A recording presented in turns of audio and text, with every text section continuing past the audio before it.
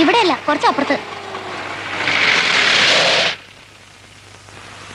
കവിയും കലാകാരനുമായിരുന്ന പഴയ കോളേജ് ഹീറോയ്ക്ക് ഞാനൊരു ആരാധികയെ പരിചയപ്പെടുത്തി തരാം.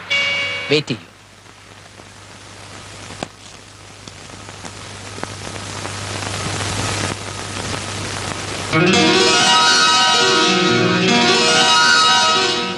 എന്തു പറ്റി ഭാസ്കര? അവളും ഈ നഗരത്തിലെത്തിക്കഴിഞ്ഞു.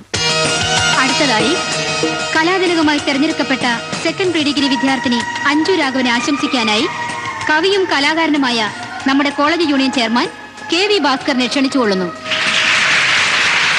പ്രിയപ്പെട്ട വിദ്യാർത്ഥികളെ, യൂണിവേഴ്സിറ്റി ഇന്റർസോൺ മത്സരത്തിൽ നമ്മുടെ കോളേജിന് സ്തുത്യർഹമായ അംഗീകാരം നേടുത്തുന്ന കലാകാരി എന്ന നിലയ്ക്ക് കുമാരി അഞ്ജു രാഘവനെ. ആരാ ഭാസ്കര അത്? പഠിച്ചിരുന്ന കാലത്തെ ഒരു മോഹം. അതിനെന്താ ഇങ്ങനെ ഒരു ഭാവം? അവളോടും SI ആയിട്ടേ കാണുള്ളൂ എന്ന് പറഞ്ഞിരിക്കും. അവളോട് SI ആണെന്നാ പറഞ്ഞത്. എന്നാ പിന്നെ DGP ആണെന്ന് പറഞ്ഞുകൂടായിരുന്നോ? അല്ല, അറിയാഞ്ഞിട്ട് ചോദിക്കുക. അമ്മാവൻ ഇതിനൊക്കെ മെനക്കെടുന്നത് എന്തിനാ? പരിചയമില്ലാത്ത നാടല്ലേ, അവളെ തനിച്ചയക്കാൻ പറ്റുമോ? വാങ്ങിച്ചോ മോളെ. എല്ലാം കിട്ടിയില്ല ഡാഡി. ബാക്കി നമുക്ക് നാളെ മേടിക്കാം. എനിക്കിന്ന് ഹോസ്പിറ്റലിൽ ജോയിൻ ചെയ്ത ദിവസമാണ്. പിന്നെ ഈ ഷോപ്പിങ്ങിനൊന്നും ഇങ്ങനെ അമ്മാവനെ ബുദ്ധിമുട്ടിക്കേണ്ട കാര്യമില്ല. അഞ്ജുവിന് എന്താണ് വേണ്ടതെന്ന് വെച്ചാൽ എന്നോട് പറഞ്ഞാ പോരെ. ഈ SI ഭാഗ്യനാഥനെ ഒന്ന് സല്യൂട്ട് ചെയ്യാൻ 47 കോൺസ്റ്റബിൾമാർ എന്റെ സ്റ്റേഷനിൽ പരസ്പരം മത്സരിക്കുകയാണ്. ഞാനൊന്ന് വിരൽ ഞൊടിച്ചാൽ മതി, അഞ്ജുവിന്റെ ഏത് ആജ്ഞയും അനുസരിക്കാൻ അവർ ഓടിയെത്തും. ഇനി ഏത് പുസ്തകമാണ് അഞ്ജുവിന് വേണ്ടത്? നഗരത്തിലെ ഏത് ബുക്ക് സ്റ്റോളിൽ നിന്നായാലും ഇന്ന് ഉച്ചയ്ക്ക് മുമ്പായി അത് അഞ്ജുവിന്റെ കൈകളിൽ എത്തിയിരിക്കും. വളരെ ഒബീഡിയന്റ് ആയിട്ടുള്ള 2 കോൺസ്റ്റബിൾമാർ എന്റെ ജീപ്പിൽ ഇരിപ്പുണ്ട്. വരൂ, അവരെ ഏൽപ്പിച്ചാൽ മതി. അമ്മാവനെ ഓരോന്ന് പരിചയപ്പെട്ടിരിക്കുന്നത് നല്ലതാ. വരൂ പ്ലീസ്. ഏത് പുസ്തകമാണ് വേണ്ടതെന്ന് വെച്ചാൽ ഈ കോൺസ്റ്റബിൾമാരോട് പറഞ്ഞാൽ മതി.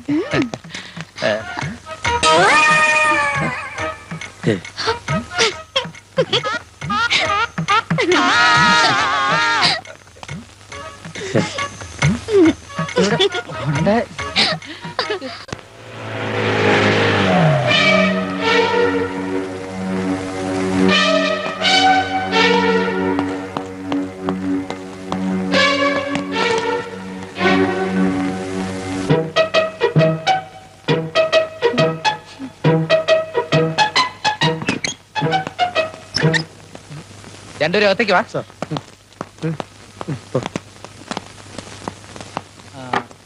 രണ്ടുപേരെയും സസ്പെൻഡ് ചെയ്യാതിരിക്കാൻ കാരണം വല്ലതുമുണ്ടെങ്കിൽ പറയാം. ഡ്യൂട്ടിക്കിടയിൽ മേലുദ്യോഗസ്ഥന്റെ അനുവാദമില്ലാതെ കടന്നു കളയുക, അത് പണിഷ്മെന്റ് അർഹിക്കുന്ന കുറ്റമാണെന്ന് അറിയാമല്ലോ. അതെ, ഭാസ്കരൻ പോരാൻ പറഞ്ഞു, ഞാൻ പോന്നു. അതുകൊണ്ട് ഞാൻ കുറ്റക്കാരനൊന്നും അല്ല. ഭാസ്കരനാണോ നമ്മുടെ മേലുദ്യോഗസ്ഥൻ? അതെ, അല്ല. ഡ്യൂട്ടിക്കിടയിൽ എന്ന് പറഞ്ഞല്ലോ, അവിടെ എന്തായിരുന്നു ഡ്യൂട്ടി എന്ന് മനസ്സിലായില്ല. കള്ളനെ പിടിക്കൽ ഡ്യൂട്ടിയിൽ പെടില്ലേ? ഏത് കള്ളൻ? നീ തന്നെ കള്ളൻ. വെറും സാധാ പോലീസായ നീ SI ആണെന്ന് ചിലരോടൊക്കെ പറഞ്ഞില്ലേ? അവർക്ക് സത്യം ബോധ്യപ്പെടുത്തി കൊടുക്കേണ്ടത് എന്റെ കടമയാണ്. അത് മനസ്സിലായപ്പോഴാണ് ഞങ്ങൾ കടന്നു കളഞ്ഞത്.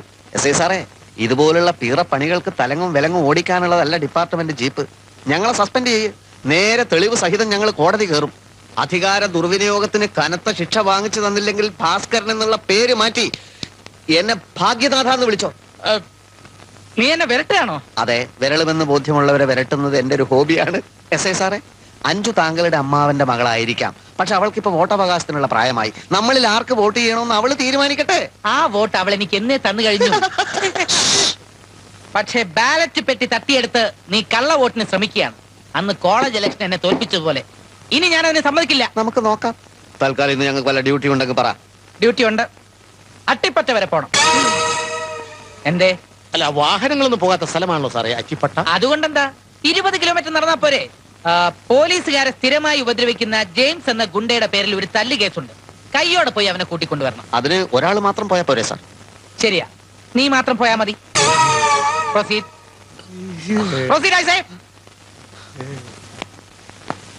എന്തൊക്കെയുണ്ടോ പേപ്പറിൽ വിശേഷം? വീട്ടമ്മ കള്ളനെ പിടികൂടി. ഈ വീട്ടമ്മമാർക്ക് ഇതിന്റെ വല്ല ആവശ്യമുണ്ടോ? നമ്മുടെ വില കളയണ ഏർപ്പാട്. ഈ പിടി കൂടെ നിന്ന് കൊടുക്കുന്ന അവനെയൊക്കെ വേണം തല്ലാൻ. കക്കാൻ പോകുന്നതിന് മുമ്പ് ഇവന്മാരാ കമ്മാരന്റെ ഈ ഈനാശുവിന്റെ അടുത്ത് പോയിട്ട് 4 മോഷണം പഠിക്കട്ടെ. കള്ളന്മാരാ ജനിക്കണമെങ്കിൽ അവന്മാരെ പോലെ ജനിക്കണം. നല്ല തറവാടിത്തുള്ള കള്ളന്മാരാ. എടാ ഈനാശു, എനിക്ക് നിന്നെ പറ്റി ഭയങ്കര പ്രതീക്ഷകളായി. നീ എന്റെ കൂടെ കൂടിയിട്ട് വർഷം 14 ആയില്ലേ? അതെ. ഇന്ന് വരെ ഒരു കിണ്ണം നീ കട്ടിട്ടുണ്ടോടാ? കിണ്ണ അവിടെ ഇരിക്കട്ടെ, അത് പിന്നെ എടുക്കാം. ആശാൻ അങ്ങനെ തന്നെ കൊച്ചാക്കരുത്. ആശാൻ അറിയാത്തൊരു രഹസ്യം ഞാൻ പുറത്തു വിടട്ടെ. എന്ത് രഹസ്യം? ഇന്നലെ രാത്രി ഞാൻ എവിടെയായിരുന്നു? എന്റെ കൂടെ മൂക്കറ്റം തിന്നിട്ട് കൂർക്കം വലിച്ചു കിടന്ന് ഉറങ്ങിയില്ലേ? അങ്ങനെ തോന്നിയില്ലേ? പക്ഷെ അങ്ങനെ ആയിരുന്നില്ല. ആശാൻ ഉറങ്ങി, ഞാൻ എഴുന്നേറ്റു. കുറ്റിരട്ടത്ത് ഞാൻ ഇറങ്ങി നടന്നു. നേരെ ഒരിടത്ത് കയറി. എന്റെ ഉന്നം പിടച്ചില്ല. മുറി കുത്തി തുറന്ന് ഞാൻ അകത്ത് കയറി.